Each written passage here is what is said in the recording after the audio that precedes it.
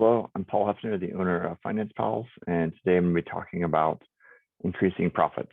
This is something I see a lot with small businesses, and I think it's important to know that the profits can be improved with a little bit of work. So I'm gonna, instead of going through a PowerPoint, I'm gonna actually go through a blog post that I wrote, and hopefully it will be easy to follow.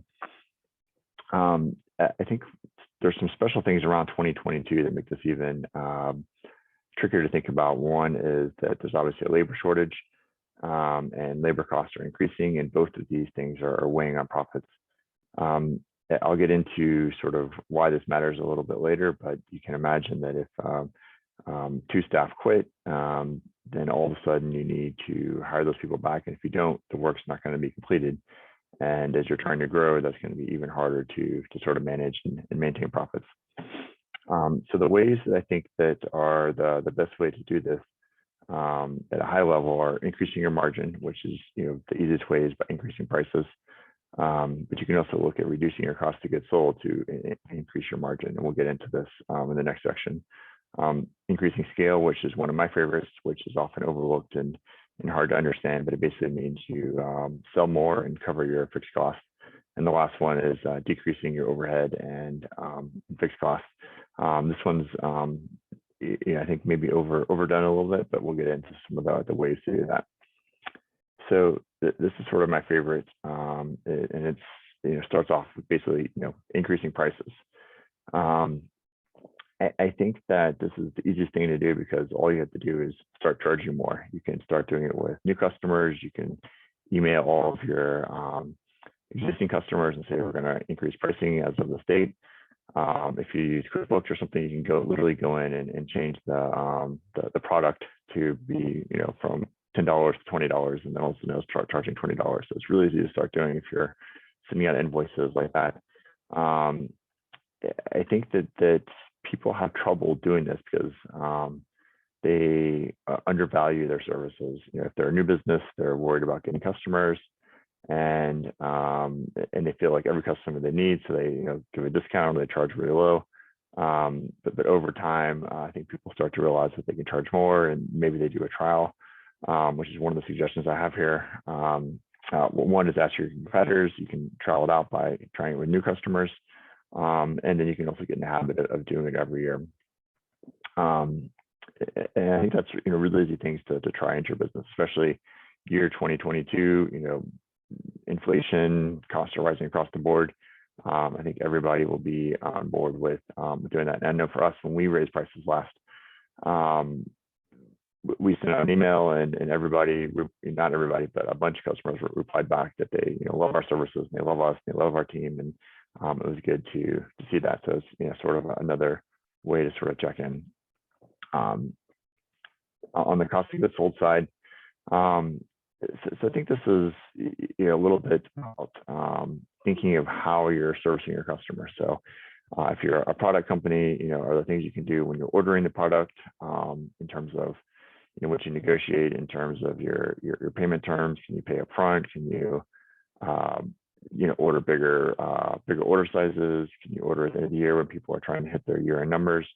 Can you pay cash upfront? All different things might lower your actual cost you pay. And then if you're on the labor side, you could look at hiring cheaper resources and training them up. You could look at using people overseas. You can do all different things to sort of reduce your cost. The next part is around automating it.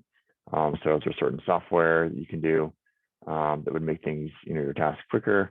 And then this sort of goes back to the beginning, but when you're looking at the productivity of your staff and margin, are there certain things that are costing you a lot that you can pass those costs on to the customer, or you can have the customer do something that makes it easier for you. So you say, I need this in this template, or I need this form filled out, or whatever it is. And if you don't want to do that, or if you need it done the next day, then there's an extra fee that goes with that, so that we can cover our cost, and that will all go towards increasing your margin. On the increasing scale, this is one that I sort of like, and I'll get into an actual model here that I have. which I think is pretty cool. It's really simple, or it seems simple to me, but I think that it's understanding that businesses have fixed cost.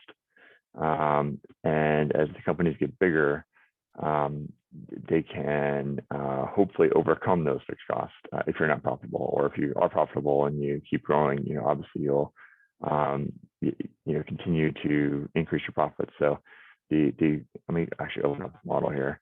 So this is a really simple model, and you can see it has your monthly revenue, your gross margin, which we've talked about in our first example, increasing the margin. And then this is the scale part. So your revenue is basically how big you are. Then it calculates the margin based on those two. And then from there, it calculates a monthly, and then it has monthly fixed costs like your rent, insurance, other things like that. If you have any loans, have those. Maybe this is important too, the distribution owners. A lot of times people will be looking at the profit and loss statement, and they'll say, hey, I'm profitable, but then they're looking at their cash flow, and their cash flow is negative because they have distributions and balance sheet items are not on the P&L. So it's always good to look at it from a cash flow, which is how I built this model. And all that eventually comes down to your annual cash flow. And so if we change this to 1 million, you can see that we're almost minus 200K, and we're in this sort of section right here. And this is a sensitivity table that I built. I'm happy to help people build those. But then if we go to 3 million, we'll be at 200K positive, about this is rounded. You can see we're at 210. So it plays it all the way through and does all the scenarios over here. And so, we can look at all these scenarios and say, as you increase your scale, you have increased your profit, which is essentially this 200K versus, being at, okay. It's important to note that if your margin was only 10%, no matter how much you increase your margin or your scale, as you increase your scale or your revenue, you're still not going to be profitable. So you might be spending all this money and you still might not be there, and you'd be much better off in that case trying to increase your margin to a level that would make more sense before you start spending all the money on marketing and different things like that. So yeah, I think this is, I think people get the example. So I'll go back to my fancy blog post here. And so I already mentioned this, that you want to be at 10%. So here are the ways to sort of increase the scale. The first one is capacity. So I mentioned this sort of at the beginning. If you have a lot of staff quit, you won't be able to do the work. And actually, I have a lot of clients right now that people, new clients sign up and they say, when can we get this work done? And they'll say, we're booked out for a month. And I can go off on a whole tangent here, but if they are able to hire the staff and get that work done sooner, they can literally, sort of double their revenue. Is a way to think about it. If they're literally 1 month out and they do all that work, assuming that they have more work coming in, they would essentially double their revenue if they could have capacity to do that, or extra staff. The other thing that's, I think, sort of a hidden cost here is, when you're overbooked or you're busy, you might be telling people you're a month out, but they might not sign up, and they might go somewhere else. So if you're all of a sudden you have that capacity or that turnaround time or availability shorter, then customers might go with you. And then lastly, there also might be opportunities that that you don't go for because you're already overstressed, you're overworked, you're just like, this is too much trouble, I'm just going to pass on it. And if you have the extra capacity, then all of a sudden that all leads to more ability to grow your revenues and scale, and hopefully cover those fixed costs and improve your profits. The next way, which is a little harder, but also, the tried and true easiest way to increase your scale is to increase your sales and marketing spend, so you grow, you get more customers.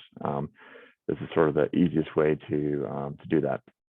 But the thing you want to look out for is that your marketing is profitable. So you don't want to spend, $10,000 on marketing and not get any customers, or only get one customer that pays you $5,000, and so now you've lost $5,000 of cash flow. So that's definitely not going to improve your profits. But if it's the flip side, and you work with marketing companies, or you're doing it through referral networks or whatever it is, and you spend $5,000 and you get $10,000 in, now you have $5,000 of profit. And then you keep spending more and you keep growing, and that's how you increase the scale. You can be more conscious about asking for your customers and referral networks for introductions. And you can also be very deliberate on your referral networks, analyzing the customers and where they came from, and seeing if you can spend more time or more money, or join more networking groups, can help increase your revenues and scale as well. And then the last one, which is a little trickier, is looking at add-on services. So if you're like us and you do fractional CFO work, you might all of a sudden say, oh, we can also do bookkeeping work, or we can do tax work, or we can do other add-on services, that like we did. We filed some periodic reports for a client today, and that's not something that is necessarily in any of those categories, but we're happy to do it, and it keeps them happy, and it doesn't give us a ton of money, but it's something where we're just getting a little bit extra revenue. And then the last one is of the big sort of areas I look at is decreasing overhead and fixed costs. I think that everybody goes through, has worked at a big company that has cost cuts to come out and say everybody reduce their department spend by 10% and do all these exercises, and that works. Or if you have layoffs and different things, all those things decrease the fixed costs, but they might not be helping out in the most productive ways they can. So I like to be a little more strategic in it. So I already mentioned, the marketing costs, like, are they being efficient? Can you, if you're spending $10,000 and you're spending Facebook, Google, and maybe referral partners and, all these different things, can you pick which one's the best and just do that? Or can you look at your staff? So this is one, this is an example of a company I just worked with. They had 4 full-time accounting staff, and through various reasons, they were able to reduce that to less than 2. So we looked at a lot of tasks they were doing where they had, they were doing a lot of stuff manually, where they had reports in Excel that they were creating in Excel, literally downloading stuff from the bank, creating a report in Excel, and then putting all that same information into QuickBooks, and then having like the exact same info in QuickBooks, but they were doing it manually in Excel before they were doing it in QuickBooks. And they were also manually entering stuff one by one into QuickBooks instead of having a bank feed. And there's lots of ways to automate your bookkeeping and accounting processes. And so anyway, there's potential for that to decrease overhead in sort of an efficient way versus just saying, hey, we're going to cut stuff 10%. So yeah, thanks for watching if you made it this far. My final thoughts are, this is hard. This is something that you have to do frequently. So whenever you have changes to the business, you hire new staff, you have a new marketing campaign, you need to sort of be looking at all these things to see if they're heading in the right direction. And if they're not, then you need to course correct and do different things. And if you have questions or things like that, we're here to help, and we would love to hear from you. So thanks for watching, and good luck with increasing your profits. Thanks.